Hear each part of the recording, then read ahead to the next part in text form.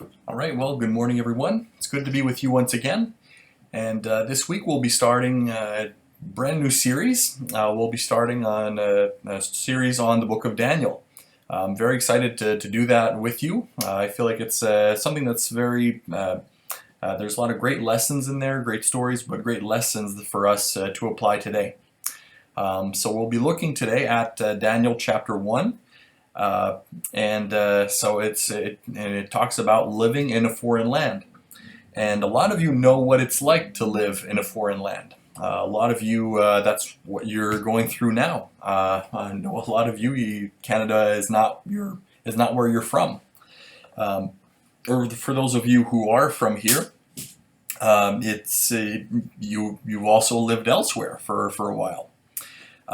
My grandparents, for example, they lived in Chad for 3 years. And also they're from the United States, so now they live here. So you could say that they are living in a foreign land.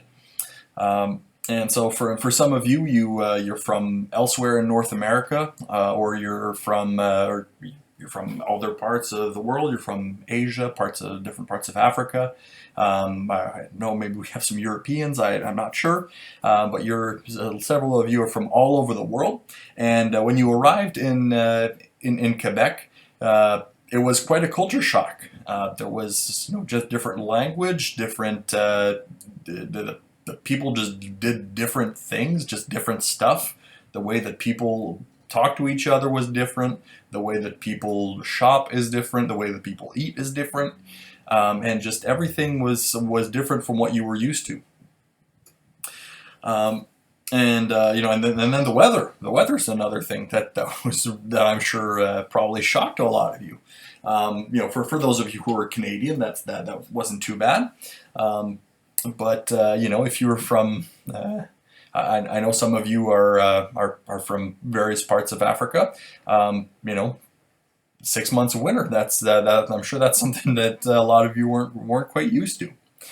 So all that to say that these are things that some people have to go through sometimes.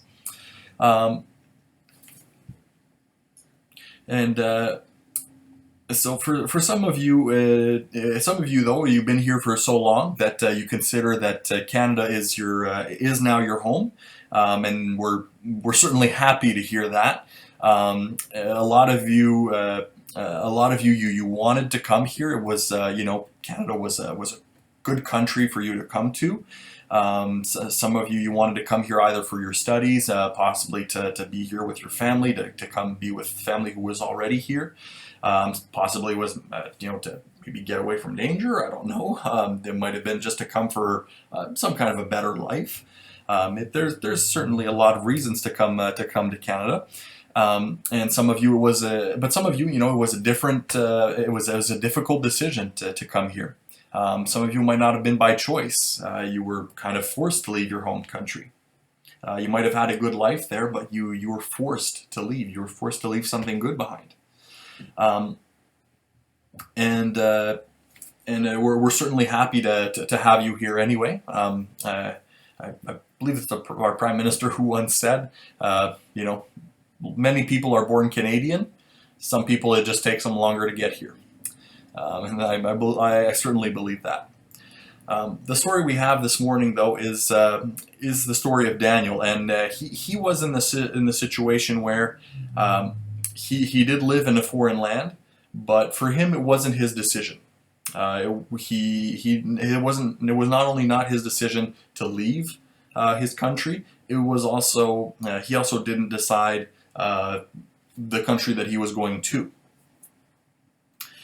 And all of this was imposed to him, and in spite of all of that, he was able to have tremendous success and to have an exceptional impact where he lived.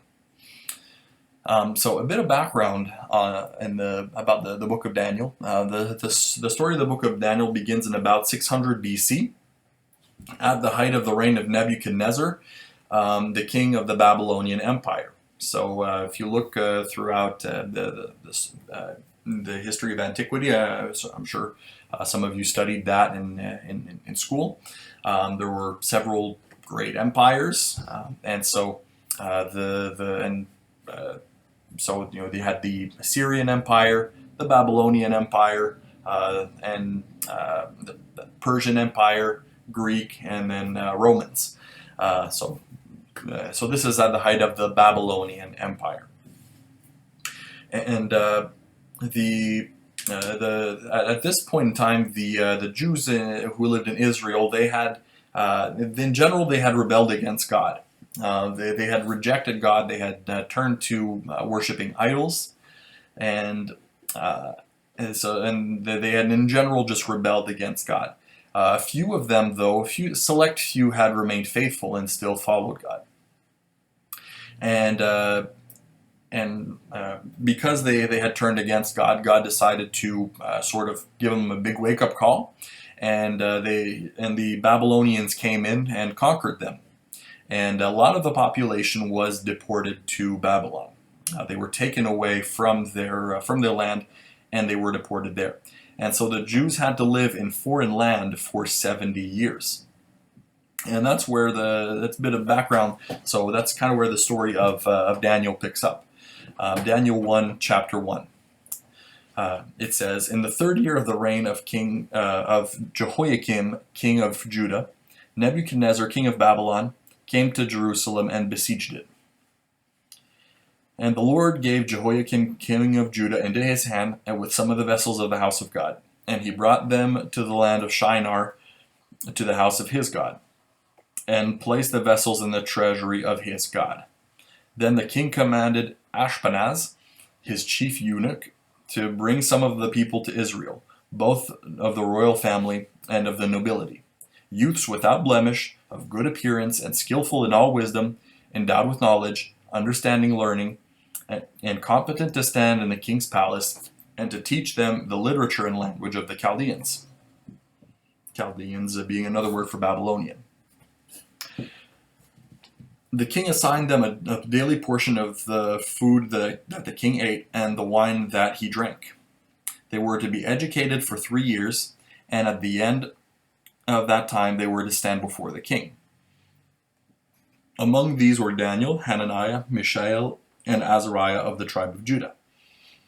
And the chief of the eunuchs gave them names. Daniel he called Belteshazzar, Hananiah he called Shadrach, Mishael he called Meshach, and Azariah he called Abednego. And so what we see in these verses is that Daniel and his friends were deported and taken to Babylon so that they could be educated according to Babylonian ways and customs, so that they could then take a place in the government. That was the whole idea. Daniel at this point was probably only about 15 or 16 years old. He is still very young. He is a teenager. That's about how old he and his friends were. They were captured, but they were not mistreated. They were treated rather well, and it was so that the king could use them. So then they were probably from, well, the passage does say they were probably from some kind of noble family. So they were, if not royalty, they were certainly part of some of the important families in Judah, the people with some power and some influence. And so their parents were probably all killed. They were probably the people who were leading the battles against King Nebuchadnezzar. They were probably all killed. And Daniel and his friends were taken away. They were probably quite scared. Now, why were they taken away?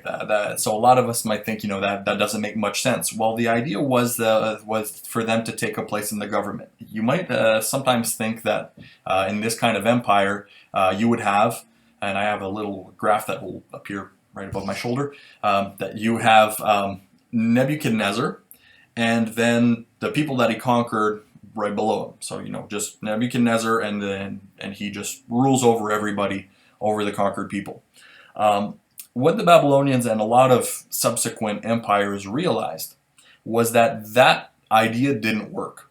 The conquered people would tend to rebel and not want to submit to a foreign king. However, what they found, what the Babylonians found worked well, and a lot of different empires in the future also did this. They realized that if you reign with through the intermediary of families of the people that you conquer, it tends to go a lot better. So what it actually looked like, so you didn't have the King Nebuchadnezzar reigning over the conquered people. Instead, you had King Nebuchadnezzar, and then he reigns over the people from noble families from among the conquered people who were educated according to Babylonian ways, and they would rule over the conquered people. So the conquered people, just the peasants, they would report to these people from noble families, and this was the idea, was to have Daniel and his friends be like these people who had now been brainwashed and were loyal to the Babylonians, and they would report to King Nebuchadnezzar what he needed to know. So that was the idea.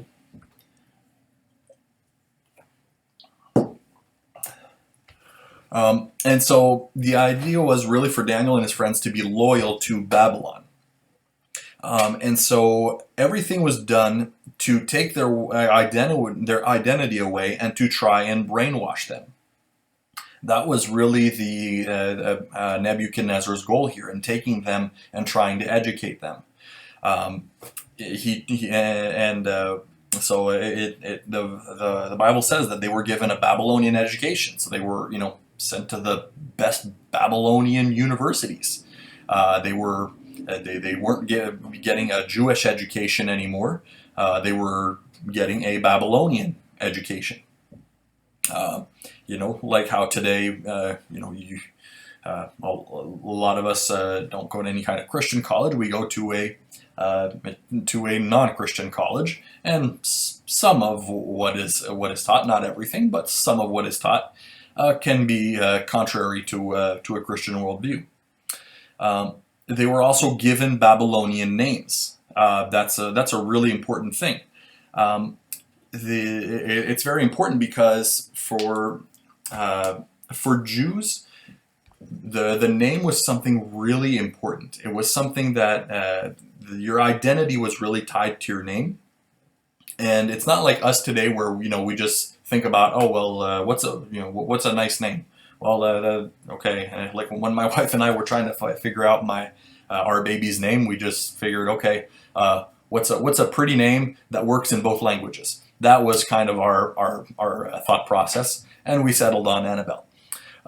So that's how we went about it. There wasn't really a big meaning behind the name that we looked for. And that's how a lot of people go about it. They just find a name that suits both parents, and okay, there you go, let's go. But for the Jews, it went a lot deeper than that. The name, parents would look for a name that had a special significance. And in particular, these four boys, that all of their names had really special meanings. Daniel's name means God is my judge. It means Elohim, so the Jewish God is my judge. Belteshazzar, which was Daniel's new name, it means Bel protects his life. So, and Bel is a foreign god, a Babylonian god. So really, it's taking away Daniel's identity and his relationship to his God, his Jewish God, and giving him an identity that's tied to a Babylonian god. So really, it's the idea is to remove their entire identity. I won't go through all the four names of all of these boys, but it's all the same idea. All of their Jewish names all have a special significance having to do with their God, and their new Babylonian names all had a special significance having to do with some Babylonian small g god. And have you ever noticed God often does this. He often gives people new names. In the Bible, God does this many times. Abram becomes Abraham. Sarai becomes Sarah. Jacob became Israel. Saul became Paul. There's tons of examples of this. God tends to do that because he does this to give people a new identity. He's saying, okay, we're starting afresh, we're starting new. With me, you're a new person, you're a new creature. And that's exactly what the Babylonians are doing. They're saying you're a new person now. Daniel no longer exists. Now you are Belteshazzar. You are a new person. You are no longer this person that you were. So the idea really is with these new names it's to give them a new identity and to try and brainwash them. Another thing is these boys were castrated. Now I know some of you think some of you think you had it tough coming to this country. Some of you thought, my goodness, you have no idea the amount of paperwork that I had to hand in, and I'm sure it's true. But I'm sure I'm sure you didn't have to go through that. I'm sure that there's certain things that you didn't have to hand in when you became a Canadian, or when you came into this country. Daniel was castrated, and that's also what happens to his friends. So you can imagine that's another thing. A 15, 16-year-old boy, might dream of getting married, having kids someday. It's not going to happen for him now. And then also another thing is they were to be fed like Babylonians. They were to be given Babylonian food. So all the ways that they'd been taught since they were little, like, okay, you're not supposed to eat this, you're not supposed to eat that. All the laws that the Jews had in regards to food. Now they all that was just blown to shreds. They were to be fed like Babylonians. So that was another thing that was done to try and take away their identity and to brainwash them. So all that to say, Daniel and his friends had every reason in the world to be angry and to want to rebel against God. For those of you who've come to Quebec from elsewhere in the world, I'm sure you didn't have it quite as difficult as Daniel. Some of you've had it hard, I'm sure. I don't want to minimize that, but I doubt that you had it quite as hard as Daniel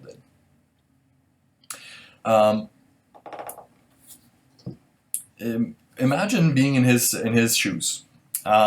You're taken from your country where you have a pretty nice life. You're part of a noble family. Your parents were probably killed. You're 15 or 16 years old. You go through all of that, and then when the Babylonian food comes, and the food, the wine, all of that stuff, your conscience tells you, oh, this is wrong. You shouldn't be eating this. What would you have done?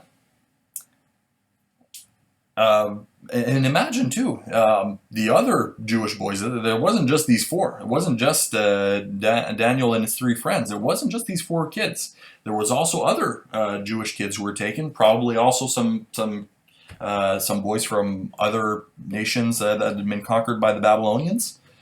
All of them are just going. They're all just seeing all this food come in, and it's the king's food, so it's good stuff. And and the wine too, and a lot of them, I'm sure, figured, all right, time to party. Hey, look, we were taken away from our homes, but you know what? This is good stuff. We should take advantage of this. Daniel could have also thought, you know what? God didn't save us from the Babylonians. God must not be real anyway. So who cares if we follow his laws? Let's enjoy this party. Let's enjoy this food that we're being served. I know for myself, that's what I would have done at 15 or 16 years old. I would have thought, you know what? The parents aren't here. All my Christian friends around me are all drinking and doing this? Why not? God's abandoned me anyway. It's not like he sees me. That's what I would have thought.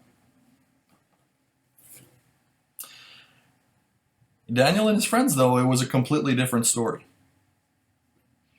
What Daniel 1:8 says is that Daniel resolved that he would not defile himself with the king's food or the wine that he drank. It continues, therefore he asked the chief of the eunuchs not to allow him not to defile himself. And God gave Daniel favor and compassion in the sight of the chief of the eunuchs. And the chief of the eunuchs said to Daniel, I fear my lord the king, who assigned your food and your drink. For why should he see that you are in worse condition than the youths who are of your own age? So you would endanger my head with the king. Then Daniel said to the steward whom the chief of the eunuchs had assigned over Daniel, Hananiah, Mishael, and Azariah, test your servants for 10 days. Let us be given vegetables to eat and water to drink. Then let our appearance and the appearance of the youths who eat the king's food be observed by you, and deal with your servants according to what you see. So he listened to them in this matter and tested them for 10 days. What I find interesting in this is that Daniel made his point of view known in such a way that wouldn't hurt his superior. The chief of the eunuchs actually had a really valid point when Daniel asked to not eat the food that he was being served. The chief of the eunuchs, he had a really valid point in saying, look, if I don't feed you and you guys are in bad shape, I present you guys in rough shape, that's my head, literally. So it's a really valid point that he's making. And Daniel actually, was understanding toward him. And I really like what Daniel did. He didn't decide to rebel against the chief of the eunuchs. So many Christians would have probably looked at that and said, well, the chief of eunuch wants to make me sin? Too bad. I'm going straight to my Christian disobedience. The king isn't my boss anyway. God is my boss. And if I have to die for this, that's fine. Or if I have to go to prison for this, that's fine. And a lot of Christians just go straight for that. That's right away what you see. We've seen this certainly in the last few months. Certain in certain places where large gatherings of churches have been banned. And some churches have just, rather than meeting in homes or, meeting less people at a time in a big room, spacing everybody out and wearing masks and doing all that, some churches have just said, nope, the government's not my boss, so too bad, government. I'm doing my own thing. And so that's what a lot of churches have done. And that's not the attitude that Daniel had. He actually went in, he negotiated. He wasn't hostile. He didn't say, I'm doing this, or you better serve me vegetables, or otherwise too bad for you. No, he actually negotiated. He brought, and what I like too is that he brought a solution and not a problem. He didn't tell he didn't tell his superior, "Hey, I have a problem. I don't want to eat this food. What do we do?" He actually brought a solution,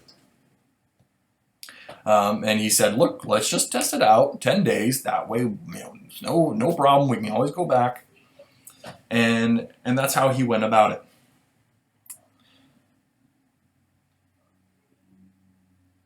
And for some of you, I know that this may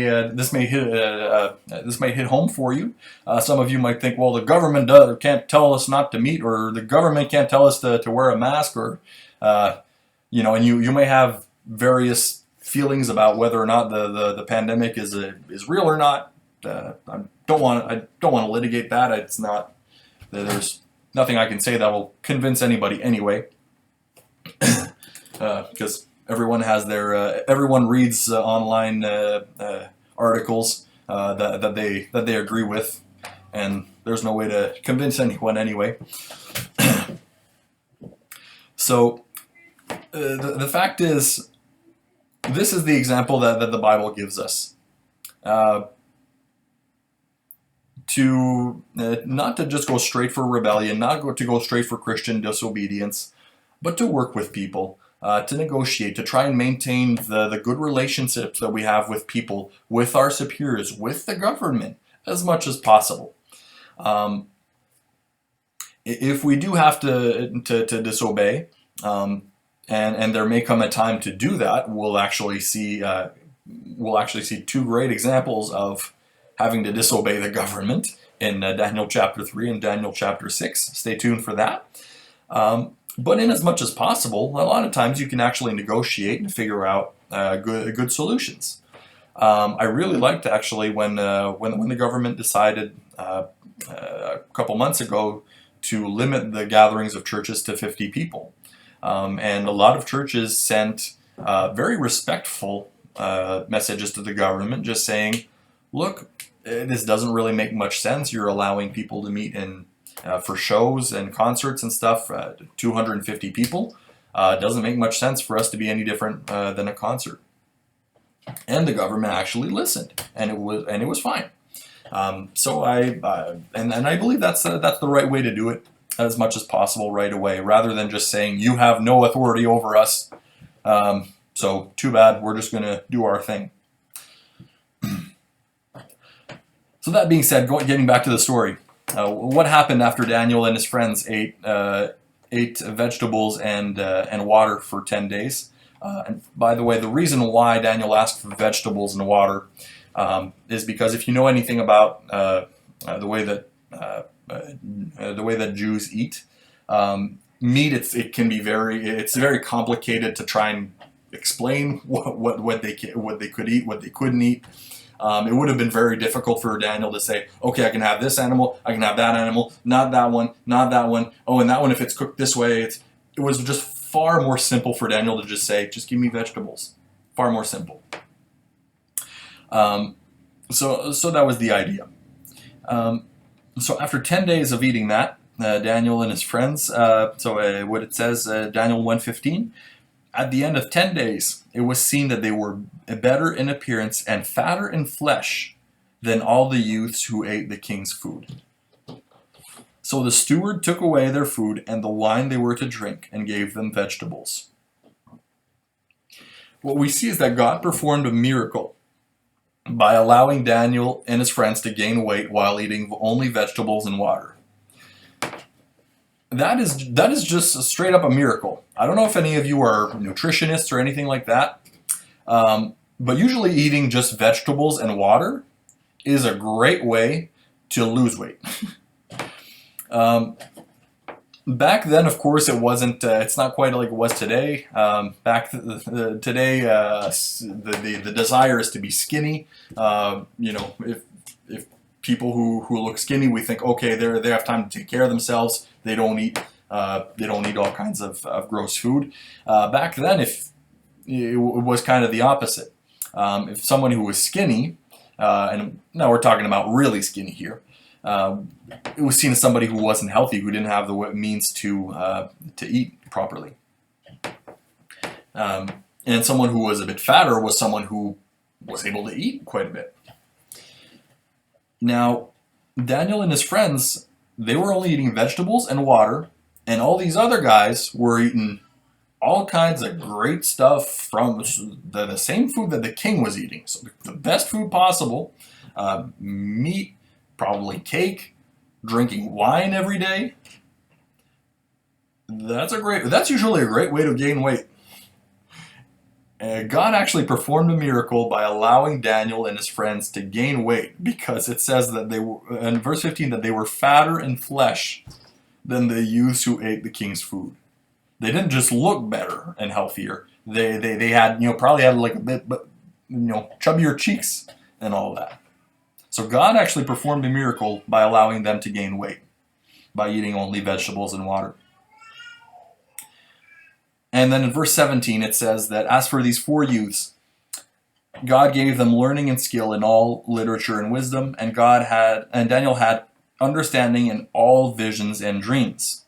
So all four of them were given by God some great wisdom and skill in their studies and all of that.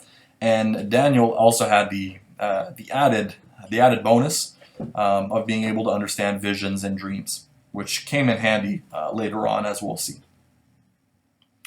At the end of the time when the king had commanded that they should be brought in, the chief of the eunuchs brought them in before Nebuchadnezzar, and the king spoke with them. And among all of them, none was found like Daniel, Hananiah, Mishael, and Azariah. Therefore they stood before the king. And in every matter of wisdom and understanding about which the king inquired of them, he found them 10 times better than all the magicians and enchanters that were in all his kingdom. And Daniel was there until the first year of King Cyrus. So God rewarded Daniel and his friends by giving them wisdom and superior intelligence to everyone else. So they were just those types of people. You probably talk to them, those people that you just talk to them and you just, wow, they're so smart. They just know what to say. That's how these guys were. This shows us that when we're faithful in little things, God gives us bigger things. I've often thought about the other Jewish kids who were with Daniel in Babylon, because these four kids certainly weren't the only ones. The other kids, they all probably just went along with the Babylonians. They probably were assimilated pretty well. They became like Babylonians. They probably abandoned their faith. They weren't faithful in the small issue of the food that they ate. And so because of that, God didn't grant them the greater intelligence and the greater wisdom. Be faithful in the smaller things, and God will grant you greater things. So in conclusion, we Christians also live in a foreign land. We Christians, we live on this earth. The ways and the customs that are here, the ways that people act, the ways that people are, the ways that people talk, the ways that people live, it's contrary to the kingdom, to the laws of the kingdom that we belong to. It's contrary to God's kingdom. We are to live according to the ways of our heavenly kingdom. And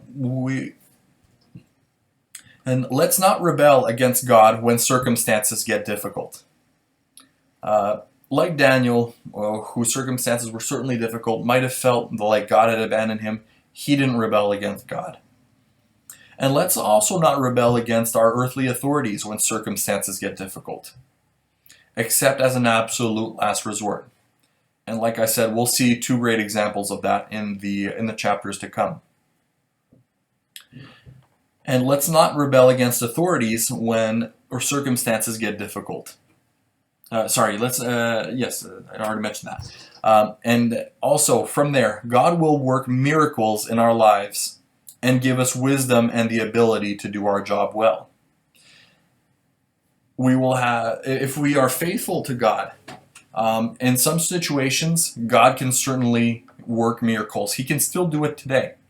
He can still give you the ability to gain weight while only eating vegetables and water. He can still do it.